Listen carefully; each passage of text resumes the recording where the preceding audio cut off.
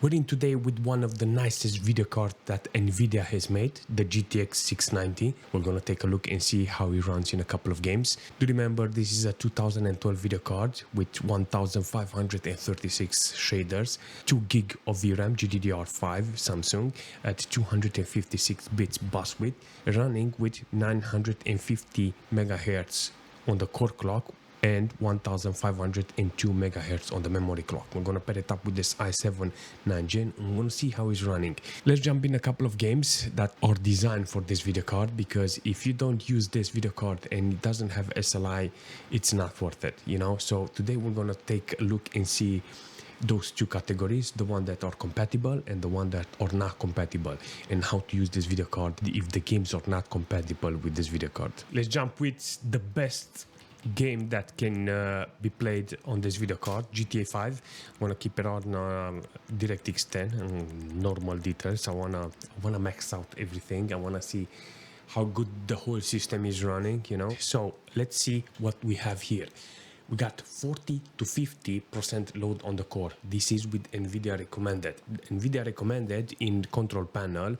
It's very important because it's a generic SLI compatibility. It's not forced, it just runs really nice with this. So in my case now, everything runs flawlessly with this video card. You can actually see 50%, 60% load on the core, 993 on the first one, and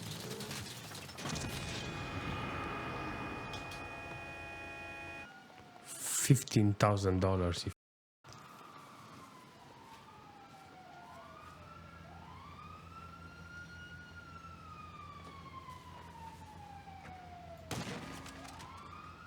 so. Do I like this 690 in GTA 5? This video card is the right video card for this game, seriously. If I want, no, it's just lovely to see GTA 5 with this video card. GTX 690, it's still an ideal video card if you find one that is with this cooler, because it's way too awesome. If you have a Founders Edition cooler, you may have some problems cooling it, because yeah, that cooler runs really hot on the video card. Disregarding the cooler, overall the video card is running really nice. The VRAM is used, the core is only half used, you know.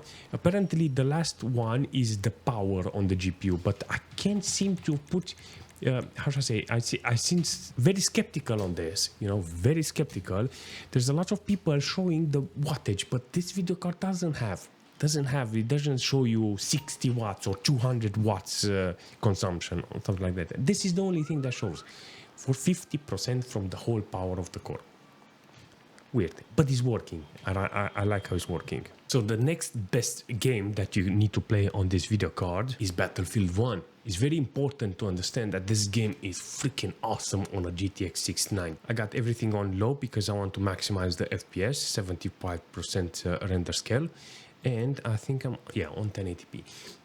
Let's jump in and see how the GPU is running. Already see now that the VRAM is maxed out. If I'm interested on playing Battlefield 1, needs to be with this video card. Now, if I don't need 200 FPS, ideal would be to lower it and you can put more details. But I will keep it on low details so I can see how the GPU is performing, and I want to see which one is bottlenecking. Wow. Why the Is it okay to use an old video card like this for gaming? Yeah, it's fantastic. If you're playing Battlefield 1, you can get this optimization and you get this nice SLI scaling with this video card. No. I'm nearly maximum VRAM. Apparently, it's getting lower, like 1.8 gig of VRAM used. But I think it's because of the render scale. Let's put it on a video. I think I can put it up to 100% or something. Let's see, 100% render scale. I'm curious if it's filling up the VRAM. 1.8. Yeah, it looks better.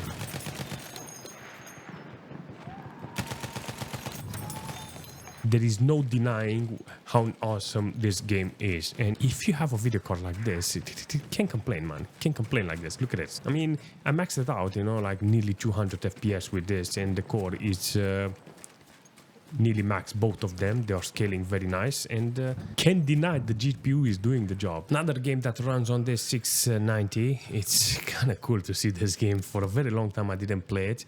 Let me see if I can find this video. Yes, apparently. Graphics, enchanted, custom, preset. Why? Put it on medium details. Okay, medium details. Very snappy. I got like 9 ms with this. 1.8 gig of VRAM used. 80-90% load on the core. I mean, come on. This is loading the video card really nice. So you have to do a really good custom profile in order to get higher FPS. But if you have a nice monitor, you need the high FPS.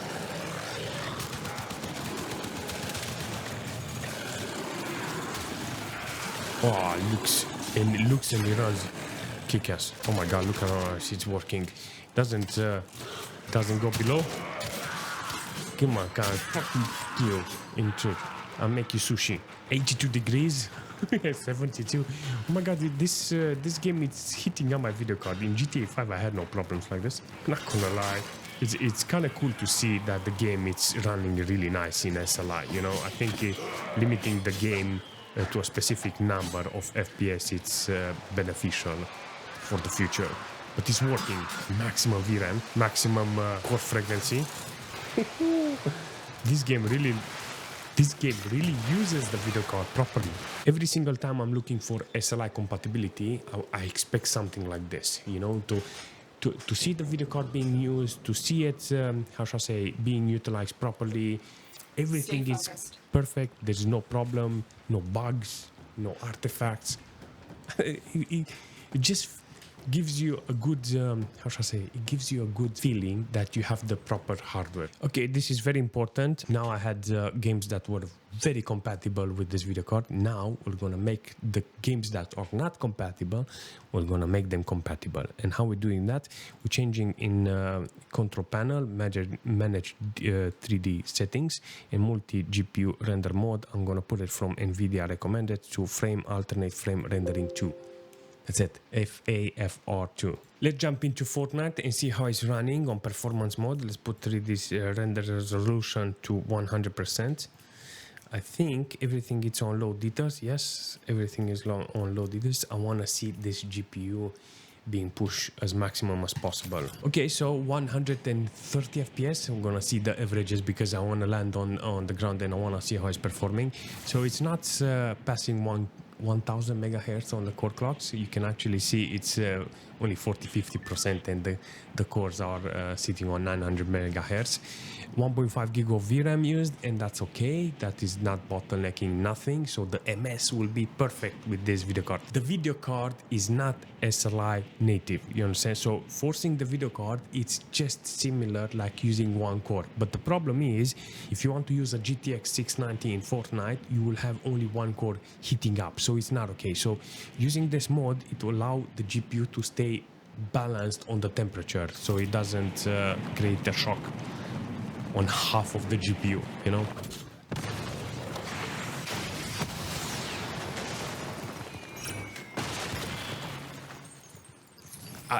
I swear I was not expecting that performance. I've been playing now a little, you know, and I wanted to see how the game is averaging with this video card, and it's doing a fantastic job. It's good for you and the video card if you know how to set it up. If you put it to FAFR2 and you have this video card, then I think in Fortnite it will run really nice. Look at it. It's like around 100 FPS, 60%, under 60% load, with 59 degrees on the cores, 53 on the second one, and barely any VRAM loaded. So I consider this a win for this video card. You know, the game is good. Okay, let's see how Farlight is working with this video card. It's Force SLI. It's not native. I tried before and it was not working. You know, only one core. But if I put FAFR2 on this one, on this video card in control panel, apparently it's working, both of the cores. So let's jump in and see how it's holding. All right, let's see how we're doing. Only 30% load on the cores. Ooh, this is good. It's like the fans are spinning at 95%. It's giving me 57 degrees and 240 FPS maximum. You know, it's low details. I can't deny that that the GPU is not delivering. Apparently, it's scaling very well. I have no problems until now with bugs or artifacts or something like that, because usually with an SLI you only get problems. It's nothing. It's okay. You know, everything is still stable. The only difference I notice now in the first core is getting like 63 degrees and managed to pass 1000 megahertz on the core. I don't know why. I think because of the texture, there are more people in one spot. I don't know. There's a lot of games that you can play on a video card like this. Majority of them, they are old in order to get that pure scaling from SLI, you know.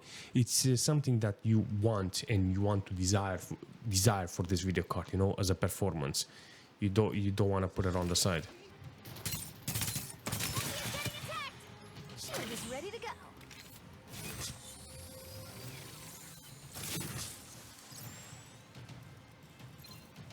Hey guys, over here. You have killed the victory. This is what I want from a video card. In the future, I want to put more video cards on this game, and it was by far the best thing I wanted to see. A GTX 690, and if it's compatible with the SLI. With Force SLI, I got maximum VRAM, but I put it on maximum details because apparently it doesn't pass 60 FPS, so what's the point? Now the VRAM is maxed out, the MS is 16, you know, it's kind of good to see this game run like this, because it looks and it feels great. You know, the MS is under 20, that is good. The VRAM, it's not okay on 2 gig maximum load, you know, because look, if something happens, it's reaching 20 ms, then you lose it, you know. Plus, this is a game that requires, how should I say, precise movement. Down, back, X. Down, back, X. Yes. Yeah, seriously. Memory muscle. This is repetitive practice, you know, but keep forgetting, because the whole purpose today was with the GTX 690 to play Mortal Kombat. Freaking nice. It's actually it's lagging, because the moment I do this, look at this, 40, 30, 27, 23. Oh my god, the lag is real in this one. I actually see neatly 50 ms. Oh, I have to put it on lower details, you know. Then the VRAM is not going to be full. But I maxed it out. Now you can see the VRAM is used. But it's forced SLI, so bananas, you know. Wish it was more compatible with the SLI.